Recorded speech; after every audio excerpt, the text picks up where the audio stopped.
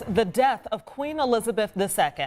We learned around 1:30 this afternoon here Eastern Time that the monarch passed away at the age of 96. Her son, Prince Charles, is now King Charles III. And he's now since released a statement saying he knows that his mom's loss is going to be deeply felt all around the world. News of her passing came shortly after most of her family, including her children and her grandson, Prince William, rushed to her side at Balmoral Castle in Scotland. She leaves not only a family in mourning, but a country as well after 70 years on the throne. And here's a live picture right now at Buckingham Palace, where people have started gathering just hours before the news of her death. It's now 10 o'clock at night. You can see all the folks out there in London. They're still gathering. That's right. We've been watching that crowd grow throughout the night today. Mark Barger takes a look at Queen Elizabeth's life. And he shares the legacy the Queen leaves behind. For much of the world, she was simply the Queen. The longest-serving monarch in England's history, Queen Elizabeth's reign lasted more than 70 years. While generally popular, the Queen was sometimes criticized as aloof, including her delayed address to console a grieving nation following the tragic death of Princess Diana. And may we, each and every one of us, thank God for someone who made many, many people happy. Good evening, Sally. But Her Majesty's sense of humor was on display for the London Olympics in 2012. A short film seemed to have her parachuting alongside James Bond into the game's opening ceremonies. She was also witness to the wedding spectacles for her grandsons, Prince William with Kate Middleton, and later Prince Harry with Meghan Markle. But tensions associated with palace life led Harry and Meghan to relinquish their royal duties and move with son Archie to the U.S. Their interview with Oprah Winfrey detailing the turmoil left the Queen saddened, but she said they would always be much-loved family members.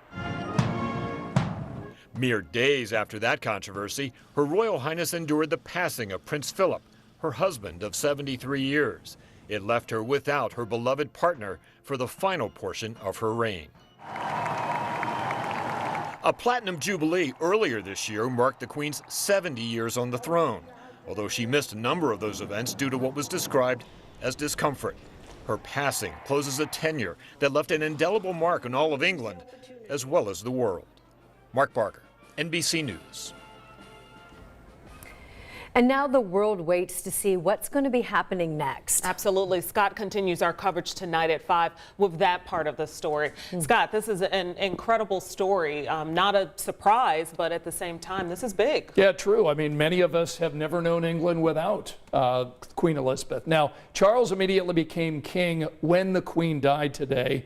He is 73, the eldest child of Queen Elizabeth II. King Charles III released this statement today saying the Queen's death is a moment of the greatest sadness for his family and the world. Now, the King is expected to make a televised address Friday. That will be the first time that nation will hear from its new monarch. The official website of the royal family had this message today saying the Queen died peacefully at Balmoral this afternoon. The King and Queen consort, that's Camilla, will remain at Balmoral this evening and will return to London tomorrow. You can see that photo there of Queen Elizabeth II. So here's what happens next. The BBC said today there's a formal ceremony that will take place at St. James Palace, that's in London, where Charles will be officially proclaimed king. For 900 years, the coronation has taken place at Westminster Abbey. CNN reported that's probably 6 months away.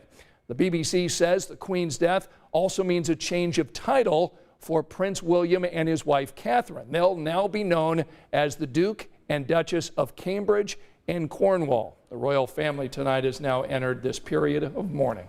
Absolutely. I mean, this is huge. This is something that they've practiced, that they've discussed and planned for decades, and it's finally here. For sure. Well, right. And this period of mourning is going to continue for some time with announcements and thoughts of condolences coming in from world leaders. I know we'll have more of that as our coverage continues tonight. Thank you, Scott. Well, of course, we'll be following the passing of Queen Elizabeth throughout this newscast and the days to come. I think they've said 10 days of mourning specifically. Exactly. And for the latest updates, check out the WTHR News app. That's the first place we'll put all new information that's coming in.